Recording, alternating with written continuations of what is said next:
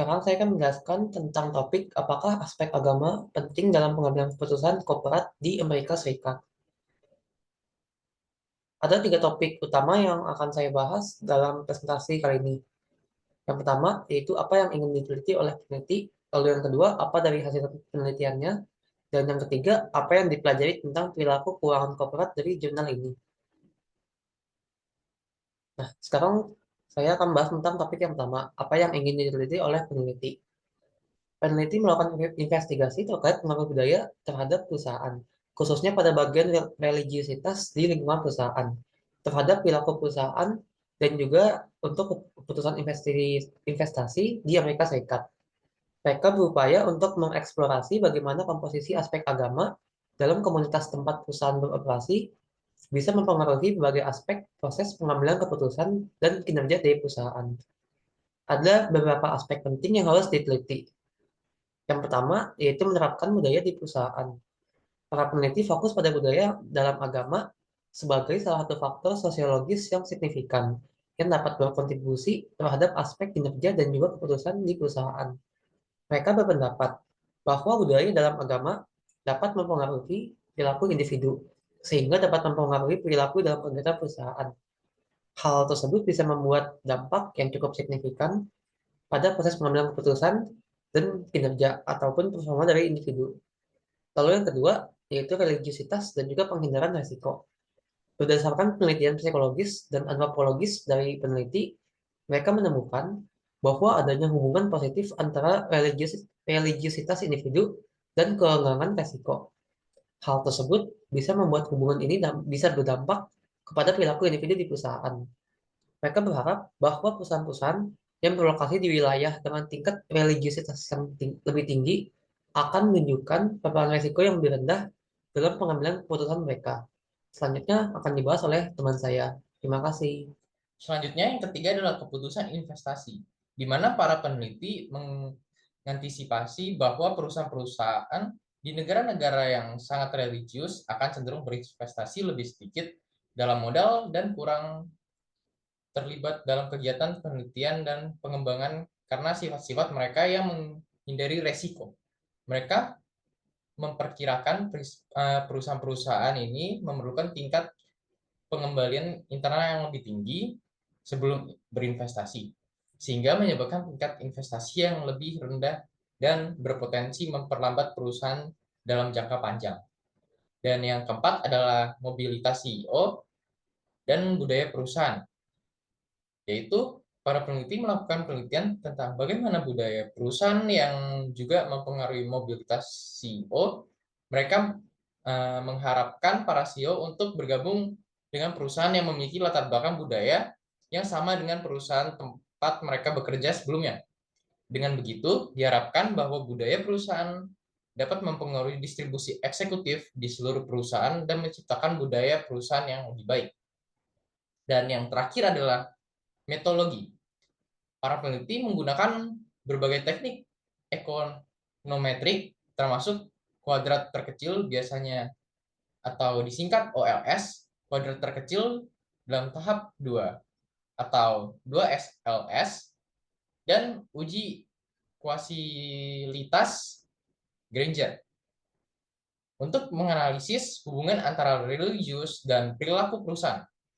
Mereka melakukan pemeriksaan ketahanan untuk memastikan bahwa hasil yang mereka peroleh tidak disebabkan oleh variabel yang dihilangkan atau faktor perancu lainnya. Nama baik Dara Sutantio dengan NIM 0111220012 akan menjelaskan apa saja hasil penelitian. Yang pertama ada return on assets. Perusahaan-perusahaan yang beroperasi di lingkungan dengan tingkat religiositas yang tinggi seringkali menunjukkan tingkat paparan resiko yang lebih rendah dalam mengambil keputusan bisnis.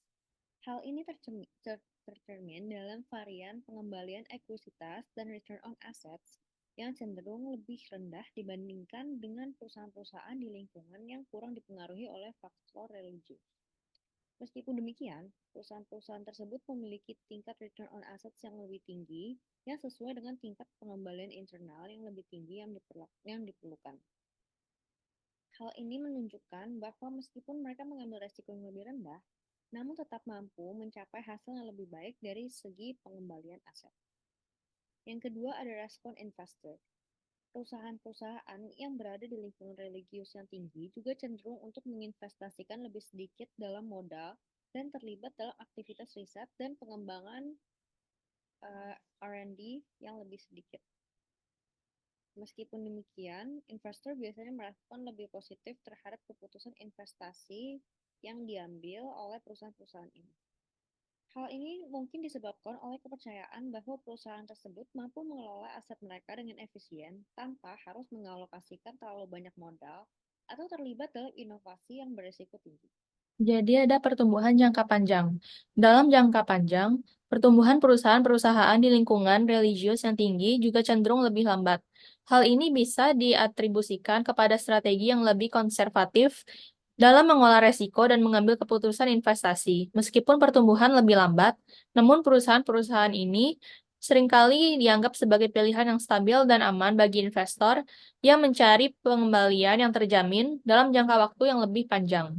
Dan juga ada mobilitas CEO. Selain itu, terdapat kecenderungan bahwa CEO dari perusahaan-perusahaan yang beroperasi di lingkungan religius yang tinggi cenderung untuk bergabung dengan perusahaan yang memiliki budaya yang serupa setelah mereka meninggalkan posisi mereka saat ini. Hal ini menunjukkan bahwa budaya perusahaan memainkan peran yang penting dalam menarik dan mempertahankan talenta-talenta terbaik di industri. Secara keseluruhan, hasil-hasil tersebut menunjukkan adanya pengaruh yang signifikan dari budaya perusahaan, terutama religiositas terhadap perilaku perusahaan, keputusan investasi, dan dinamika kepemimpinan di dalam industri. Pemahaman yang mendalam tentang dinamika ini menjadi penting bagi para pemangku kepentingan, termasuk investor, eksekutif, dan pembuat kebijakan, dalam menghadapi kompleksitas hubungan antara budaya perusahaan dan hasil bisnis. Perkenalkan, nama saya Jessica. Saya akan menjelaskan tentang 4 hal yang dapat dipelajari dari jurnal perilaku keuangan korporat ini. Yang pertama ada dampak budaya perusahaan terhadap pengambilan keputusan. Studi ini menyoroti pengaruh signifikan budaya perusahaan, khususnya religiusitas terhadap perilaku korporat dan keputusan investasi. Hal ini menunjukkan bahwa lingkungan budaya di mana perusahaan beroperasi memainkan peran penting dalam membentuk preferensi risiko dan strategi investasinya. Yang kedua adalah peran faktor sosiologis. Dengan berfokus pada agama sebagai faktor sosiologis yang berkontribusi terhadap budaya perusahaan, penelitian ini dapat memperluas pemahaman kita tentang bagaimana faktor non-keuangan dapat mempengaruhi pengambilan keputusan keuangan di dalam sebuah perusahaan. Hal ini menyoroti sifat interdisipliner keuangan perusahaan dan juga pentingnya mempertimbangkan variabel sosiologis dalam penelitian keuangan perusahaan. Nah, sekarang saya akan menjelaskan mengenai pengaruh mobilitas CEO. Studi ini menyoroti bagaimana budaya perusahaan dapat mempengaruhi mobilitas CEO. Hal ini menunjukkan bahwa CEO lebih cenderung untuk bergabung dengan perusahaan yang memiliki latar belakang budaya yang sama seperti perusahaan terdahulunya mereka. Dari hal ini dapat terlihat akan pentingnya keselarasan budaya dalam pengambilan keputusan dan praktik manajemen di tingkat eksekutif. Dan hal yang terakhir adalah implikasi terhadap manajemen risiko. Temuan mengenai hubungan antara religiositas dan penghindaran risiko mempunyai implikasi terhadap praktik manajemen risiko di dalam perusahaan. Perusahaan yang beroperasi di komunitas yang sangat religius mungkin perlu menyesuaikan strategi manajemen risikonya untuk mengakomodasi preferensi risiko para pemangku kepentingan dan karyawannya. Dengan begitu, maka perusahaan-perusahaan dapat memiliki tingkat paparan risiko yang lebih rendah dalam pengambilan keputusan mereka.